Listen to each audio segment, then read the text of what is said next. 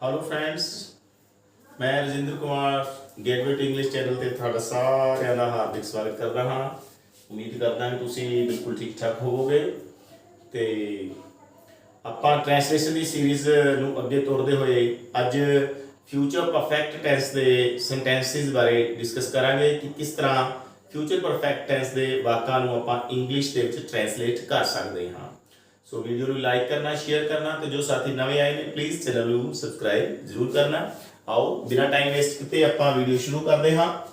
Future perfect tense जो है अज आप करांगे। इस तो बाद एक टेंस अपना होर बचता है। सो टेंस बेस्ड सेंटेंसिस बस अपने नैक्सट वीडियो के कंप्लीट हो जाएंगे। उस तो बाद जो टेंसिस तो बिना जो स्ट्रक्चर्स ने जिमें कि पिछले 2 दिनों तो आप स्ट्रक्चर्स कर रहे हैं, उस तरह के काफ़ी अजे स्ट्रक्चर्स बाकी ने उन्होंने बारे आप फिर डिस्कस करांगे। सो आजो आप शुरू करिए अज का। सो फ्यूचर परफेक्ट टेंस की पछाण है जी जिन्होंने वाक्यों के अंत में चुका होगा, चुकी होगी, चुके होंगे, आ जाए। ठीक है जी, इस तरह के वाक्यों को आप मान लवेंगे कि फ्यूचर परफेक्ट के वो वाक ने। ठीक है जी, जिस तरह इस लिखा था चुका होगा, आ होगा, ये ध्यान रखियो। जरूरी नहीं भी चुका शब्द अही आएगा, कला आ भी आ सकता है, आ होगा। जिवें देखो गया होगा, समस्या का सामना किया गया होगा, आ होगा। ठीक है जी, ये ध्यान रखना अपने। ई होगी भी हो सकता है किसी वाक के अंत दे विच, या ए होणगे भी हो सकता है, ए होणगे। चुके होणगे यानी कि ए होणगे। ठीक है, चुका होगा यानी कि आ होगा, चुकी होगी यानी कि ई होगी, यानी कि आ ए ई ये किसी भी होर शब्द के नाल जुड़े हुए हो सकते हैं। ते लास्ट पे होवेगा, होवेगा, होवेगी, होणगे, ये शब्द जुड़े हो सकते हैं, होणगे ये तां ही आपां मान लांगे कि फ्यूचर परफेक्ट दा वाक। कल्ला आ ए ई नहीं, आ ए ई तो बाद होवेगा, होवेगी, होणगे भी होना चाहिए, फिर फ्यूचर परफेक्ट टेंस के वाक होंगे। जे कल्ला आ ए ई होया फिर वो पास्ट इंडेफिनिट की पछाण बन जाती है, फिर वो पास्ट इंडेफिनिट होता है। ठीक है जी, उम्मीद करना पछाण समझ आ गई होगी। ठीक है, ते पछाण जो है एक्टिव वॉइस सेंटेंस होवे या पैसिव वॉइस दे विच होवे सेंटेंस, पछाण जो है सेम हुंदी है। पंजाबी दे विच इन्हां शब्दां नाल ही आपां पता कर सकते हैं कि कोई पार्टिकुलर सेंटेंस है कि वो फ्यूचर परफेक्ट टेंस दा है या नहीं। ठीक है, ते पछाण एवें ही करनी आपां ने। उस तो बाद ये देखना होगा कि सेंटेंस एक्टिव वॉइस दे विच है या पैसिव वॉइस दे विच है। जेकर एक्टिव वॉइस दे विच होया सेंटेंस फिर आपां शैल हैव, विल हैव, ये दो हेल्पिंग वर्ब्स ने, इन्हां दी वरतों करांगे। ते वर्ब दी थर्ड फॉर्म यानी कि पास्ट पार्टिसिपल जो है आपां वर्ब जो है यूज करांगे, पास्ट पार्टिसिपल फॉर्म यूज करांगे। ठीक है जी, जो शैल हैव है वो यूज करना है जी आपां ने आई एंड वी सब्जेक्ट्स नाल। ठीक है, आई एंड वी सब्जेक्ट्स नाल शैल हैव यूज करना है। ते इस तो बिना जो भी होर सब्जेक्ट्स बचते ने आई अते वी तो बिना, यानी कि फर्स्ट पर्सन तो बिना बाकी जिन्हें बच गए सेकंड पर्सन, थर्ड पर्सन। ठीक है, सो उन्हां नाल जो है विल हैव दी वरतों करनी है ते वर्ब दी थर्ड फॉर्म इस दे विच यूज होएगी जेकर सेंटेंस एक्टिव वॉइस दे विच है। ठीक है, but if sentence is in passive voice, passive voice दे विच जेकर सेंटेंस है तो फिर शैल हैव दे नाल ना बीन जुड़ जाएगा जी। इस तरह विल हैव दे नाल बीन जुड़ जाएगा। ठीक है जी, ये बीन की है, ये बी दी थर्ड फॉर्म है, बी वाज बीन। इत्थे थर्ड फॉर्म है एक्टिव दे विच, सो पैसिव दे विच हेल्पिंग वर्ब दे विच थर्ड फॉर्म हो जाती है, बी दी थर्ड फॉर्म यूज हो जाती है, बी दी थर्ड फॉर्म बीन है। ठीक है, so shall have been, will have been plus third form ते बाय वगैरह जो है यूज होएगा जेकर सेंटेंस पैसिव वॉइस दे विच है। ठीक है जी, चलो इत्थों तक हो गया, अपने नियम अपन समझ आ गया। हुण आपां इस नूं जो है अप्लाई करके देखदे हां। सेंटेंसिस दे नाल आपां सिखांगे। विद्यार्थी ਪ੍ਰੀਖਿਆ ਕੇਂਦਰ ਤੇ ਸਮੇਂ ਸਿਰ ਪਹੁੰਚ ਗਏ ਹੋਣਗੇ, ਗਏ ਹੋਣਗੇ, ਇਹ ਹੋਣਗੇ, यानी कि विद्यार्थी ਪ੍ਰੀਖਿਆ ਕੇਂਦਰ समय सिर पहुंच चुके होणगे भी आपां कह सकते हैं। गल इक्को ही है, काम कंप्लीट हो चुका होगा, जो चुका होगा काम कंप्लीट हो चुका होगा फ्यूचर परफेक्ट टेंस हुंदा है। सॉरी। सो सेंटेंस देखो एक्टिव है कि पैसिव है, विद्यार्थी पहुंच चुके होंगे। सो सेंटेंस एक्टिव है बिल्कुल, स्टूडेंट शब्द है, उन्होंने एक्शन किया होएगा पहुंचने का, एक्टिव मोड ते ने स्टूडेंट्स। सो सेंटेंस एक्टिव है तो ये रूल जो है अपन ने फॉलो करना है, इसमें अप्लाई कर देना है। द स्टूडेंट्स सब्जेक्ट है, द स्टूडेंट्स नाल विल हैव लिखांगे अपन, हेल्पिंग वर्ब, शैल हैव नहीं यूज हो सकता इथे, ठीक है जी। पहुंचना हो गया रीच, रीच की थर्ड फॉर्म है रीच्ड, ठीक है। रीच तो बाद ਆਪਾਂ कोई प्रेपोजिशन एट वगैरह नहीं लगाਉਂਦੇ, कई बार बच्चे गड़बड़ कर देंगे ने, रीच तो बाद एट लगा देंगे ने, ठीक है। एट जो है नहीं लग रहा, एट लग रहा अराइव तो बाद लग जाता है एट, ठीक है जी। पर रीच तो बाद कोई प्रेपोजिशन यूज नहीं करनी। The students will have reached the exam centre in time, ठीक है। इन टाइम यानी कि समय सिर, समा जो दिता गया उस तो 10 मिनट 15 मिनट जो आप पहला पहुंच जाते हैं तो आप इन टाइम लिखते हाँ। जेकर पूरे पूरे समय ते पहुंचते हैं तो ऑन टाइम लिखा जाता है, ये ध्यान रखने वाली गल है। जेकर मान लो आपको एग्जाम का टाइम 9 बजे दिता गया है तो आप पूरे 9 बजे पहुंचते हाँ तो आप ऑन टाइम लिखांगे, फिर ऑन टाइम, ठीक है। तो जे 9 बजे का टाइम है, आप 5 मिनट 10 मिनट पहला, कुछ मिनट पहला जो पहुंच गए उत्थे समय तो ही पहला पहुंच गए, जो गिवन टाइम है फिक्स्ड टाइम है उस तो पहला जेकर पहुंचते हैं तो आप फिर इन टाइम लिखते हाँ। यानी कि टाइम नाल इन ते ऑन दोनों प्रेपोजिशंस आ सकदियां ने, सिचुएशन ते डिपेंड करता है, टाइम ते डिपेंड करता है, ठीक है जी। So the students will have reached the exam centre in time, इत्थे मैं इन टाइम लिखा, इसका मतलब समय तो पहला पहुंच गए होंगे, ठीक है जी। ओके देखो ये यानी कि पॉजिटिव सेंटेंस है, सब्जेक्ट लिखा पहला, उस तो बाद हेल्पिंग वर्ब आ गई, फिर वर्ब दी थर्ड फॉर्म यानी कि मेन वर्ब, उस तो बाद ऑब्जेक्ट है, ऑब्जेक्ट लिख दिता आपने। इस स्ट्रक्चर जो है बार बार हर वीडियो दे विच जो है डिस्कस करदा हां ते उम्मीद करदा हुण तक तुहाडे जहन दे विच गल बैठ गई होगी कि जदों भी किसी पॉजिटिव सेंटेंस नूं आपां फ्रेम करदे हां तां सब तो पहला सब्जेक्ट लिखिया जांदा है, सब्जेक्ट तो बाद हेल्पिंग वर्ब लिखी जाती है, जेकर उस टेंस के विच कोई हेल्पिंग वर्ब होवे तां दूजे नंबर ते आऊगी, जेकर हेल्पिंग वर्ब है ही नहीं उसके विच तां फिर दूजे नंबर ते मेन वर्ब आ जाती है। जेकर हेल्पिंग वर्ब है तां मेन वर्ब दा जो थां है स्थान है वो तीजा नंबर है, पहला नंबर सब्जेक्ट दा आ जाता है, दूसरा आ जाता है फिर हेल्पिंग वर्ब दा, जेकर तीसरा फिर मेन वर्ब दा है। जे हेल्पिंग वर्ब ना होवे फिर ये दूसरे नंबर पे आ जाती है मेन वर्ब, उस तो बाद लगता है जी ऑब्जेक्ट। सारे ही पॉजिटिव सेंटेंसेस दे विच यही स्ट्रक्चर फॉलो करना हुंदा है, ठीक है जी। हुण देखो जेकर सेंटेंस नेगेटिव हुंदा, विद्यार्थी प्रीखिया केंद्र विच समय ते नहीं पहुंच चुके होंगे, द स्टूडेंट्स विल इत्थे नोट आपां इंसर्ट कर देंगे जी, ठीक है। हेल्पिंग वर्ब की अपने को विल हैव है, टू पार्ट्स ने कल भी दस्सिया सी ये, जदों टू पार्ट्स होण यानी कि मोर दैन वन पार्ट्स होण हेल्पिंग वर्ब दे ਤਾਂ फर्स्ट पार्ट तो बाद नोट ਆਪਾਂ ਲਗਾਉਂਦੇ ਆ ਜੇਕਰ ਸੈਂਟੈਂਸ ਨੂੰ ਨੈਗੇਟਿਵ ਬਣਾਉਣਾ ਹੁੰਦਾ ਹੋਵੇ, ਠੀਕ ਹੈ। ਤਾਂ ਦੇਖੋ the students will not have reached the exam centre in time, बिल्कुल सेम सेंटेंस है, फर्क किया गया, विल तो बाद नोट ਇੱਥੇ ਆਪਾਂ ਨੇ ਲਗਾ ਦਿੱਤਾ। ਸੋ ਇਹ ਸਟਰਕਚਰ ਬਣਦਾ ਹੈ ਨੈਗੇਟਿਵ ਸੈਂਟੈਂਸਿਸ ਦਾ, ਯਾਨੀ ਕਿ ਸਬਜੈਕਟ ਪਹਿਲੇ ਨੰਬਰ ਤੇ, ਉਸ ਤੋਂ ਬਾਅਦ ਹੈਲਪਿੰਗ ਵਰਬ ਦਾ ਫਸਟ ਪਾर्ट, फिर नॉट, फिर हेल्पिंग वर्ब ਦਾ सेकंड पार्ट, ਉਸ ਤੋਂ ਬਾਅਦ ਮੇਨ वर्ब, फिर ऑब्जेक्ट है, ठीक है जी। ओके नेक्स्ट देखो जेकर सेंटेंस इंट्रोगेटिव बनाना है, will the students not have reached the exam center in time, की विद्यार्थी ਪ੍ਰੀਖਿਆ ਕੇਂਦਰ ਵਿੱਚ ਸਮੇਂ ਸਿਰ ਨਹੀਂ ਪਹੁੰਚ ਚੁੱਕੇ ਹੋਣਗੇ।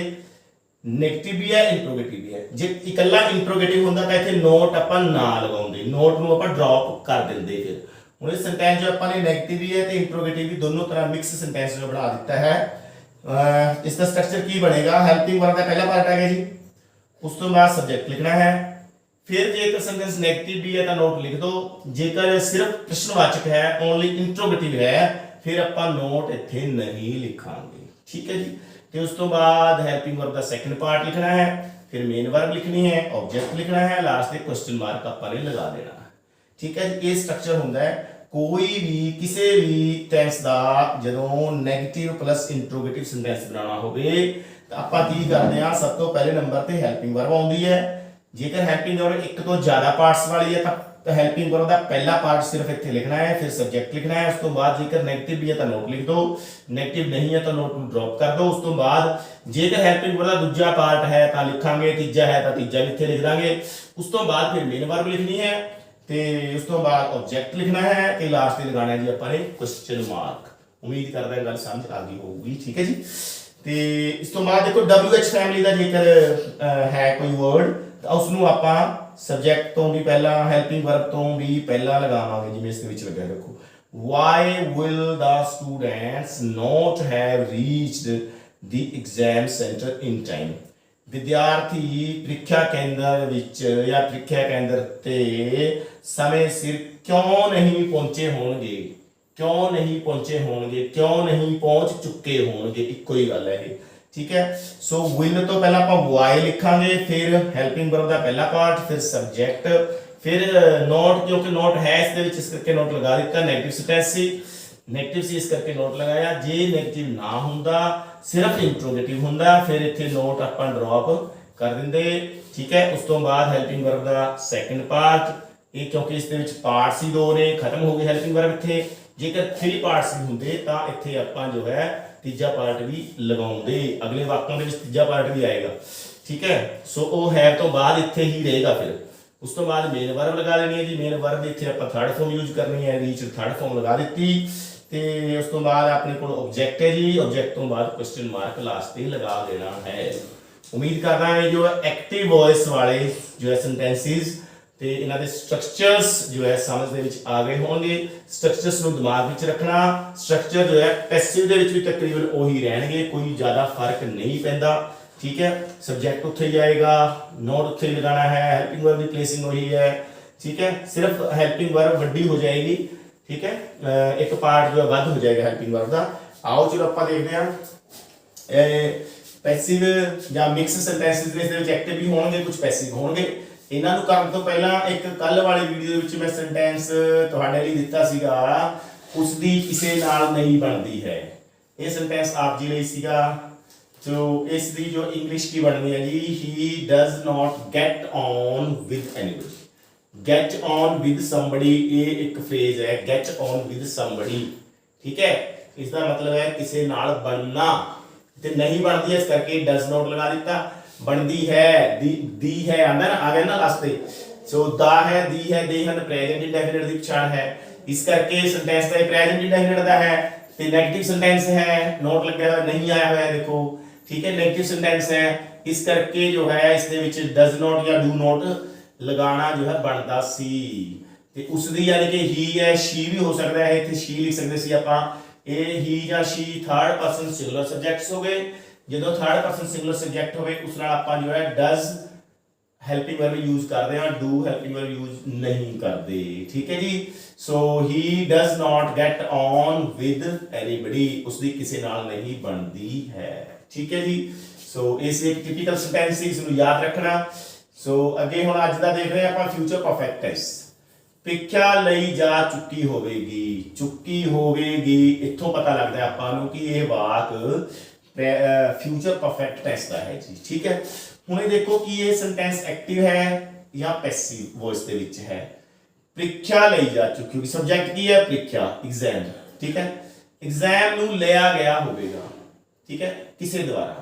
सो इसका मतलब की है कि ये सेंटेंस जो अपना हो गया जी पैसिव वॉइस दे विच। सो पैसिव दा रूल की अपने कोल shall have been, will have been, इन्हां चों एक हेल्पिंग वर्ब लगनी है। एग्जाम नाल की लगेगा जी, विल हैव बीन यूज होएगा, शैल हैव बीन यूज नहीं होएगा, क्योंकि शैल हैव बीन ता लगदा जेकर इत्थे जो है सब्जेक्ट आई जां वी विचों आ जांदा फिर शैल हैव बीन लगदा। हुण की लगना जी, will have been, exam subject हो गया, will have been helping verb लग गई। लेना यानी कि कंडक्ट करना होता है, तो कंडक्ट की थर्ड फॉर्म भी कंडक्टेड, ठीक है। प्रीख्या ली जा चुकी है, किस द्वारा, बाय इत्थे आपके कुछ लिख सकते सी, जिस द्वारा ली गई होगी प्रीख्या, ठीक है। P+B द्वारा ली गई होगी, ठीक है, PPSC द्वारा ली गई होगी, वो जो है इत्थे आप मेंशन कर सकते सी, पर क्योंकि वाक दे विच नहीं दिता होया इस करके आपां ने इत्थे कुछ लिखा नहीं। सेंटेंस इत्थे ही अपना जो कंप्लीट हो गया है, ठीक है जी। सो ये हुण देखो इत्थे स्ट्रक्चर हो गया, सेंटेंस पॉजिटिव है, पॉजिटिव से है ना, प्रीख्या लई जा चुकी होगी। देखो पॉजिटिव सेंटेंस का स्ट्रक्चर अपन ने की कीता सी, पहला सब्जेक्ट लिखना है, फिर दूसरे नंबर पे हेल्पिंग वर्ब लिखनी है, उस तो बाद मेन वर्ब लिखनी है, बिल्कुल सेम है। देखो ਸਬਜੈਕਟ ਹੋ ਗਿਆ ਹੈਲਪਿੰਗ ਵਰਬ। ਹੁਣ ਹੈਲਪਿੰਗ ਵਰਬ ਇੱਥੇ 3 ਪਾਰਟਸ ਵਾਲੀ ਹੈ, ਵਿਲ ਹੈਵ ਬੀਨ, ਪਰ ਇਸ ਦੀ ਪਲੇਸਿੰਗ ਹੋਈ ਹੈ ਦੂਜੇ ਨੰਬਰ ਤੇ ਹੈ, ਤੀਜੇ ਨੰਬਰ ਤੇ ਮੇਨ ਵਰਬ ਹੈ। ਦੇਖੋ ਪੋਜ਼ਿਟਿਵ ਸੈਂਟੈਂਸ ਦਾ ਸਟਰਕਚਰ ਹੈ, ਠੀਕ ਹੈ। ਅੱਗੇ ਦੇਖੋ, ਸਮੱਸਿਆ ਦਾ ਸਾਹਮਣਾ ਕੀਤਾ ਗਿਆ ਹੋਵੇਗਾ, ਗਿਆ ਹੋਵੇਗਾ, ਆ ਹੋਵੇਗਾ, यानी कि चुका होवेगा, फ्यूचर परफेक्ट टेंस हो गया। हुण देखो भी एक्टिव है कि पैसिव है, सब्जेक्ट की है समस्या, द प्रॉब्लम। हुण प्रॉब्लम दा सामना किया गया होगा किसे द्वारा, प्रॉब्लम ने सामना नहीं किया होना, प्रॉब्लम दा सामना किया गया होगा, किसे द्वारा किया गया होगा। इसका मतलब जो सब्जेक्ट है द प्रॉब्लम है, ये कोई एक्शन नहीं करेगी बल्कि इसके ऊपर एक्शन होया होवेगा। सो सेंटेंस की हो गया जी, पैसिव वॉइस हो गया।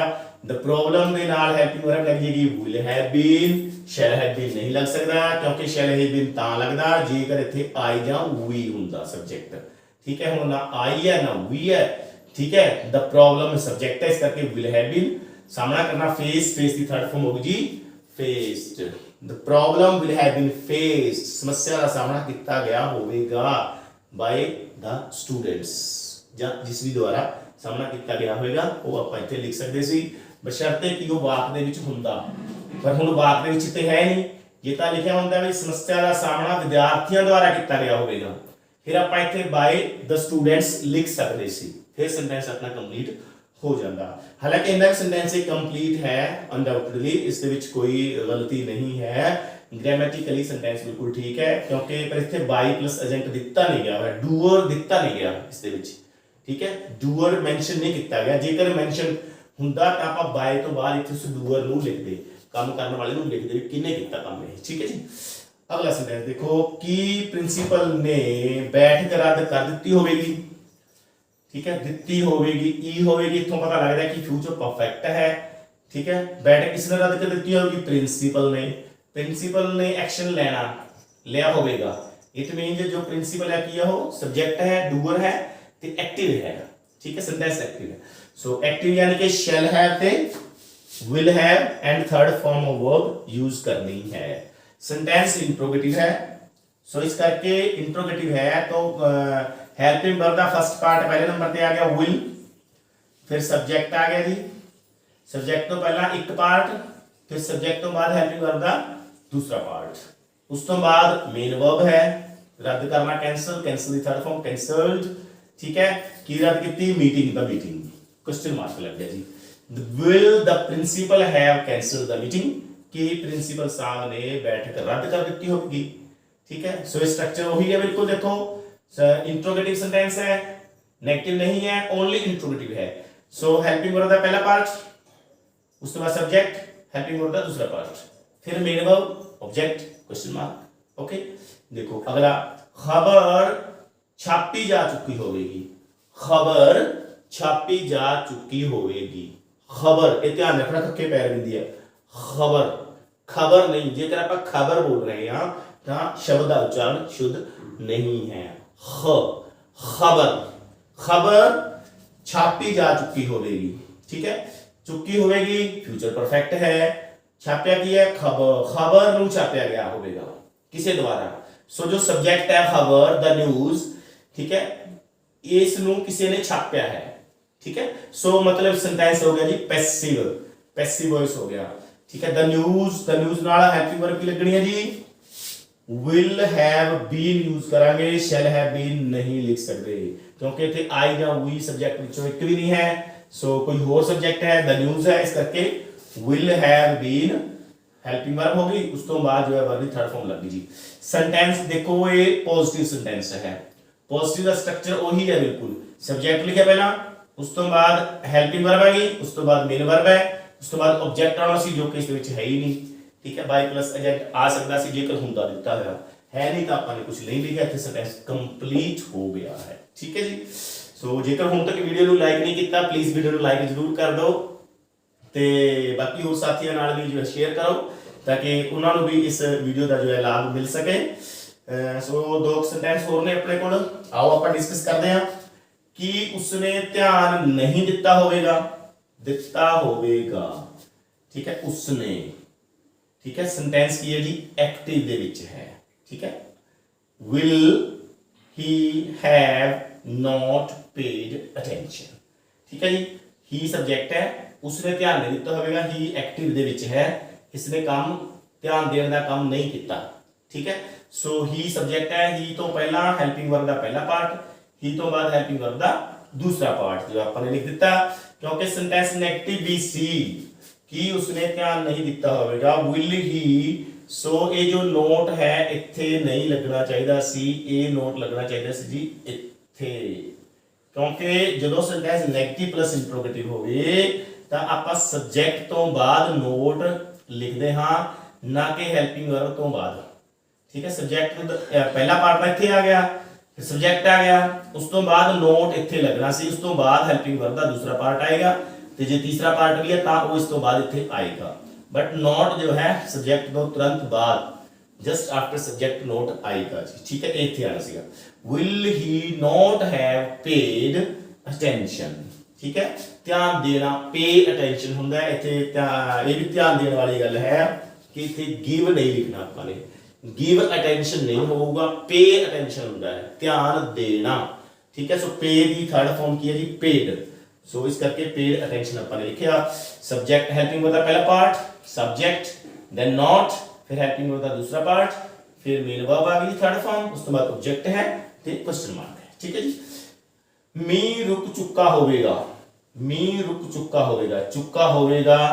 ठीक है जी, फ्यूचर परफेक्ट टेंस है कि रुक गया होवेगा, मी जो है सब्जेक्ट है, एक्टिव है, ये रुक गया है, रुकने का काम कितना है इसने मी ने, सो सेंटेंस की है active. Will have shall have third form लगनी है, it will have stopped raining, it will have stopped raining. ठीक है, मी पहना बंद हो गया होवेगा, मी रुक चुका होवेगा। ठीक है जी, इट सब्जेक्ट इस विच आपां यूज करते हैं, पहले भी दस्सिया होया जदों मी नाल रिलेटेड कोई सेंटेंस बनाना होवे तां इस दे विच इट जो है इंट्रोडक्टरी यूज करना पैंदा है। ठीक है जी, इट तो बाद विल हैव, उस तो बाद थर्ड फॉर्म, ते ये मी दी इंग्लिश हो गई इत्थे रेनिंग, कलर रेन नहीं लिख सकते इत्थे, ध्यान रखियो। ठीक है, it will have stopped raining.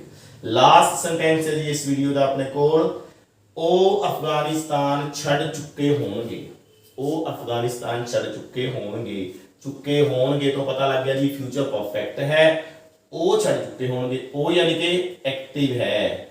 ठीक है, छड्डण दा काम किन्ना ने किता होवेगा, उन्हां ने, ओ यानी कि सेंटेंस की एक्टिव है, shall have will have third form use कर देवांगे, ओ यानी कि दे नाल विल हैव लग गया जी, शैल हैव नहीं लगेगा। छड़ना हुंदा लीव, लीव दी थर्ड फॉर्म होगी जी left Afghanistan, they will have left Afghanistan, subject हो गया, हेल्पिंग वर्ब, फिर मेन वर्ब, उसके बाद ऑब्जेक्ट, पॉजिटिव सेंटेंस है कोई। सो उम्मीद कर रहा वीडियो सारे को बढ़िया लगी होगी। सारे साथियों को बेनती कि वीडियो को लाइक करना जरूर, शेयर करना, ते जेकर चैनल ते नवे हो तो चैनल को सबसक्राइब करना ना भूलना। सो हुण तुसीं मैनूं दिओ इजाजत, आपां मिलदे हां नैक्सट वीडियो दे विच फ्यूचर परफेक्ट कंटीन्यूअस टेंस नाल संबंधित सेंटेंसेस आपां डिस्कस करांगे कि उन्हां दी ट्रांसलेशन किवें हुंदी है। उस तो बाद फिर टिपिकल सेंटेंसेस जो टेंसेस नाल कोई संबंध नहीं रखते पर फिर भी अपने सामने आउंदे ने, आपां नूं उन्हां दी ट्रांसलेशन करनी पैंदी है। ठीक है, जिवें मैं यही वाक बोलिया करनी पैंदी है, इस तरह के वाकों की ट्रांसलेशन आपां आउण वालियां वीडियोज़ दे विच देखांगे। सो मैनूं दिओ इजाजत, मिलदे आपां नैक्सट वीडियो दे विच। Thank you very much, bye bye.